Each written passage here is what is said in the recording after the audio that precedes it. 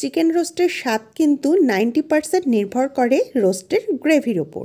গ্রেভির স্বাদ পারফেক্ট হলে রোস্টের স্বাদও পারফেক্ট হবে। আসসালামু আলাইকুম ভিউয়ার্স। চিকেন রোস্ট ছোট বড় সবারই খুব পছন্দের একটি খাবার।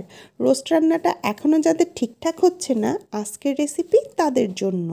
এই রেসিপি ফলো করলে আপনার রান্নাঘরে থাকা সাধারণ মশলা দিয়ে রান্না করলেও রোস্টের স্বাদ হবে একদম পারফেক্ট। আশা করছি আজকের রেসিপি সবার ভালো লাগবে। রেসিপি ভালো লাগলে চ্যানেলটি সাবস্ক্রাইব করে পাশে। চুলায় প্যান বসিয়ে তাতে প্রথমে দিয়ে দিচ্ছি হাফ কাপ রান্নার সয়াবিন তেল। তেলটা একটু গরম হয়ে আসলে তাতে দিয়ে দিচ্ছি পেঁয়াজ কুচি। আমি এখানে হাফ কাপের থেকে একটু বেশি পেঁয়াজ ব্যবহার করেছি। রোস্ট রান্নায় অবশ্যই পেঁয়াজটা একটু বেশি ব্যবহার করতে হবে।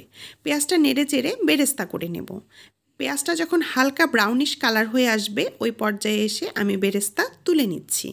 ওই একই প্যানে আরও হাফ কাপ তেল দিয়ে তাতে একে একে দিয়ে দিচ্ছি চিকেন পিসগুলো। রোস্টের জন্য একটা গোটা মুরগি ব্যবহার করেছি আর কয়েকটা ছোট ছোট টুকরা ব্যবহার করেছি। রোস্টের পিসগুলোকে আমি প্রথমে লবণ দিয়ে 10 থেকে 15 মিনিটের মতো ম্যারিনেট করে রেখেছিলাম। চুলার আঁচ মিডিয়াম রেখে উল্টে পাল্টে হালকা ব্রাউনিশ কালার করে আমি চিকেনের পিসগুলো একে একে ভেজে তুলে নিচ্ছি। ওই একই তেলের ভিতরে দিয়ে দিচ্ছি প্রয়োজন অনুযায়ী গরম মশলা। গরম মশলা দেওয়ার পর গরম মশলাগুলো যখন ফোড়ন উঠে সুন্দর একটা স্মেল চলে আসবে তখন বুঝতে হবে গরম মশলাগুলো ফোড়ন চলে এসেছে। এ পর্যায়ে এসে দিয়ে দিচ্ছি 3 চামচ পেঁয়াজ বাটা। রোস্ট রান্নায় অবশ্যই পেঁয়াজ বাটা ব্যবহার করার চেষ্টা করবেন, এতে রোস্টের গ্রেভি অনেক ভালো আসে। পেঁয়াজটা নেড়ে চেড়ে আমি একটু ভেজে নেব পেঁয়াজের কাঁচা গন্ধ না যাওয়া পর্যন্ত। তারপর দিয়ে দিচ্ছি 2 চামচ রসুন বাটা। এবার রসুনটাকেও নেড়েচেড়ে পেঁয়াজের সাথে ভেজে নেব রসুনের কাঁচা গন্ধ না যাওয়া পর্যন্ত। পেঁয়াজ আর রসুনের কাঁচা গন্ধ চলে গেলে দিয়ে দিচ্ছি 2 চামচ আদা বাটা। এবারে আদা বাটাটাকে একটু ভেজে নেব। আদাটা অবশ্যই পেঁয়াজ রসুন দেওয়ার পরে ব্যবহার করতে হবে। যখন আদা থেকেও কাঁচা গন্ধ চলে যাবে তখন বুঝতে হবে মশলাটা আমাদের ভুনানো হয়ে গেছে। এ পর্যায়ে এসে সামান্য একটু পানি দিয়ে দিচ্ছি পরিমাণ মতো শুকনা মরিচের গুঁড়ো। রোস্ট রান্নায় শুকনা মরিচ ব্যবহার করলে রোস্টের কালার দারুণ আসে। তবে আপনারা যদি স্কিপ করতে চান সেই ক্ষেত্রে কাঁচামরিচ বাটাও ব্যবহার করতে পারেন। দিয়ে দিচ্ছি পরিমাণ মতো লবণ।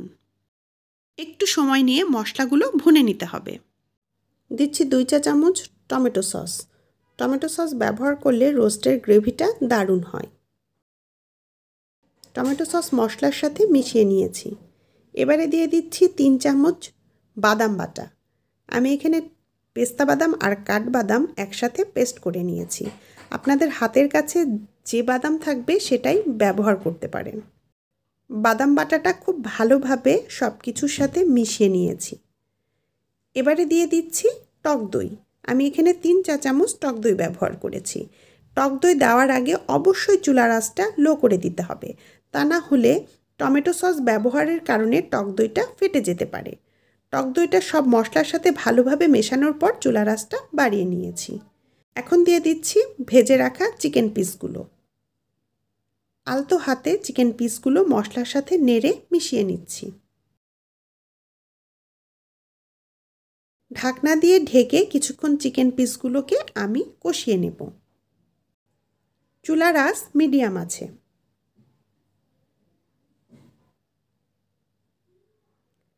একবার চিকেন পিসগুলোকে উল্টিয়ে আরও একবার কষিয়ে নেব। যে পেঁয়াজ বেরেস্তা করে রেখেছিলাম ওইখান থেকে অর্ধেকটা আমি এ পর্যায়ে এসে দিয়ে দিচ্ছি। আবারও আলতো হাতে সব কিছু নেড়ে মিশিয়ে নিচ্ছি।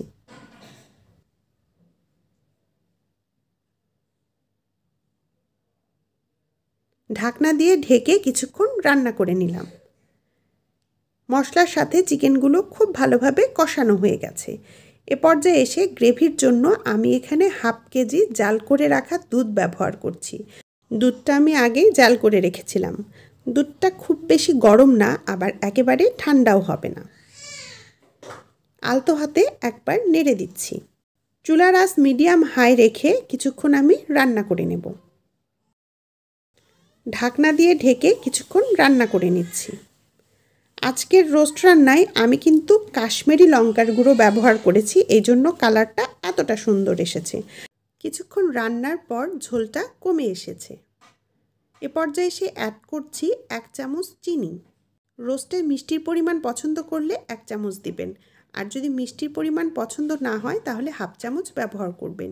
দিয়ে দিচ্ছি কয়েকটা গোটা কিশমিশ, দিচ্ছি 2টো আলু বোখারা,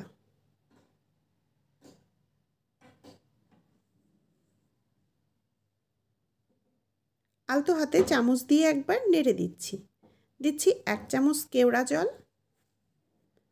আর 1 চামচ গোলাপ জল। কেওড়া জলের তীব্রতা কমাতে গোলাপ জল ব্যবহার করা হয়। সব শেষে দিয়ে দিচ্ছি ঘি। আমি এখানে 2 চামচ ঘি ব্যবহার করছি। চুলার আঁচ একদম লো করে চুলার উপর বসিয়ে রাখবো 5 থেকে 7 মিনিট।